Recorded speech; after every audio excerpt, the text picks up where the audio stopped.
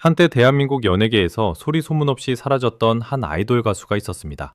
매년 수십 개의 팀이 데뷔하고 소멸하는 K-팝의 가혹한 생태계에서 그의 퇴장은 특별할 것 없는 흔한 비극 중 하나에 불과해 보였습니다.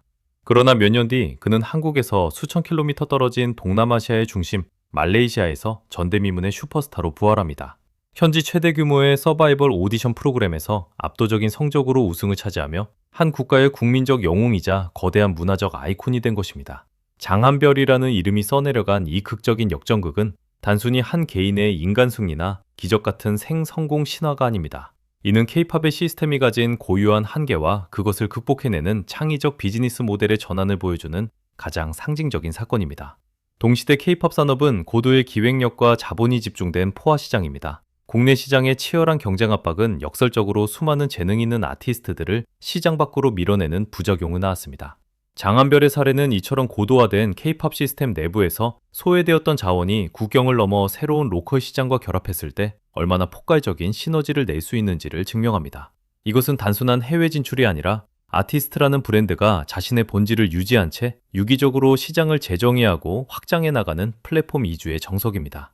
따라서 장한별의 성공은 한 아티스트의 생존기를 넘어 K-팝의 지조와 기술, 그리고 로컬 문화의 정서가 어떻게 융합되어 새로운 형태의 글로벌 엔터테인먼트 부가가치를 창출하는지 보여주는 핵심적인 이정표입니다.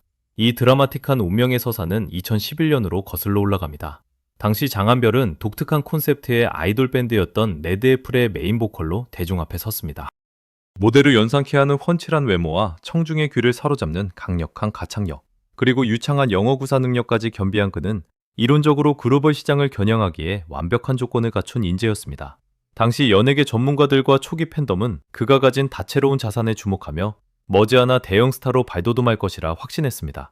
하지만 K-팝이라는 정글은 개인이 가진 순수한 역량만으로 생존을 담보하기에는 지나치게 냉정하고 복잡한 구조를 가지고 있었습니다. 당시 한국 아이돌 시장은 기획사의 막강한 자본력과 방송 미디어의 독점적 영향력, 그리고 10대 중심의 강력한 팬덤, 덤핑이 결합된 고도의 산업화 단계로 진입하고 있었습니다. 이러한 환경에서 메인스트림의 궤도에 진입하지 못한 아티스트가 자생력을 갖추기란 사실상 불가능에 가까웠습니다.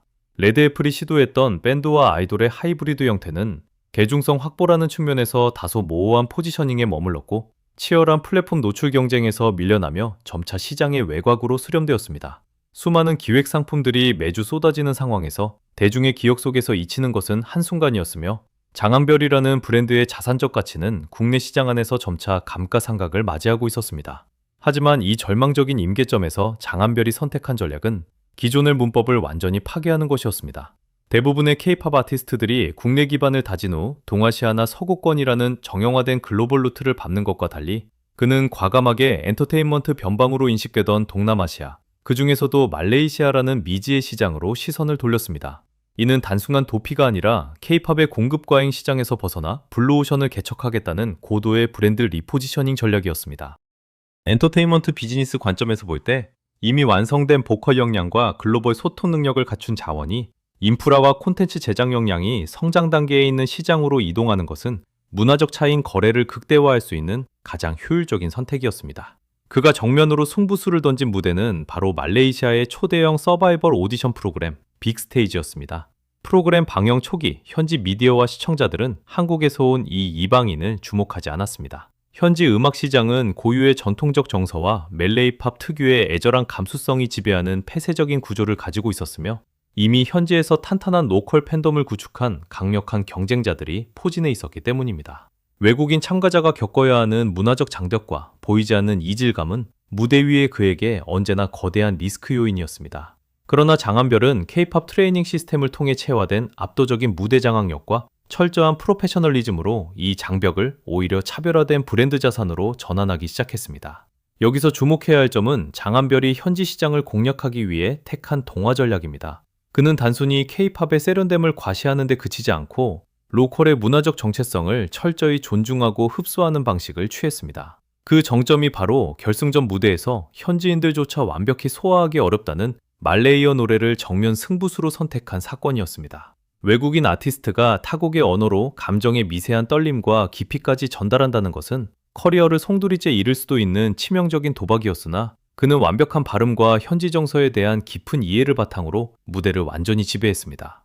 이 순간 이방인이라는 약점은 국경을 초월한 진정성이라는 강력한 무기로 치환되었습니다. 결과는 70.33%라는 압도적인 수치의 우승이었습니다. 대중은 그가 거머쥔 눈앞의 우승 상금과 최고급 차량 같은 물질적 보상에 주목했지만 이 비즈니스의 핵심은 장한별이라는 아티스트가 확보한 독점적 포지셔닝에 있습니다. 이 우승을 기점으로 그는 말레이시아 내에서 대체 불가능한 프리미엄 브랜드로 격상되었으며 이는 곧바로 동남아시아 전역의 미디어 네트워크와 페스티벌 시장에서 그의 몸값을 천정부지로 끌어올리는 도화선이 되었습니다.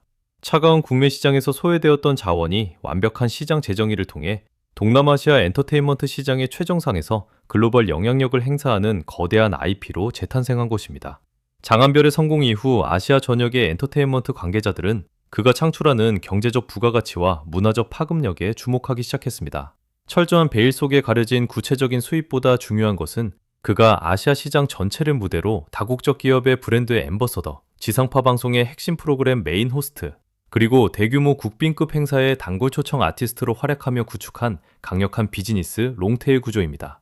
이는 한번 구축된 아티스트의 브랜드 정체성이 로컬 시장의 플랫폼과 결합했을 때 얼마나 지속 가능하고 확장성 있는 수입 모델을 만들어낼 수 있는지를 보여주는 완벽한 지표입니다. 이 현상은 K-팝 산업 전체의 거대한 패러다임의 전환을 요구하고 있습니다. 과거의 K-팝이 서울이라는 중심지에서 완성된 콘텐츠를 해외로 일방향 수출하는 구조였다면 장한별의 모델은 K-팝의 핵심 기술과 인프라를 이식받은 개인이 글로벌 로컬 시장과 유기적으로 상호작용하며 독자적인 생태계를 구축하는 다중중심적 확장성을 보여줍니다. 이는 문화 소비의 중심축이 급격히 이동하고 있는 디지털 미디어 시대에 아티스트의 생명력을 연장하고 기존 메인스트림 시스템이 포착하지 못한 틈새 시장에서 새로운 부가가치를 창출하는 핵심 전략이 될 수 있습니다. 결국 장한별이라는 브랜드가 써내려간 위대한 서사는 단순히 과거의 영광을 되찾은 한 가수의 부활극이 아닙니다. 그것은 견고하고 냉정했던 K-팝의 국경선이 무너지고 국적과 언어의 장벽을 넘어 전 세계 모든 시장이 하나의 거대한 크리에이티브 플랫폼으로 연결되고 있음을 암시하는 시대적 신호입니다. 대한민국 연예계의 가장 어두운 밑바닥에서 시작된 그의 발걸음이 동남아시아 시장의 최정상을 향해 나아갔던 것처럼 앞으로의 K-팝은 우리가 규정한 영토의 한계를 벗어나 전혀 예상치 못한 곳에서 더욱 찬란한 신화를 끊임없이 탄생시키며 진화할 것입니다.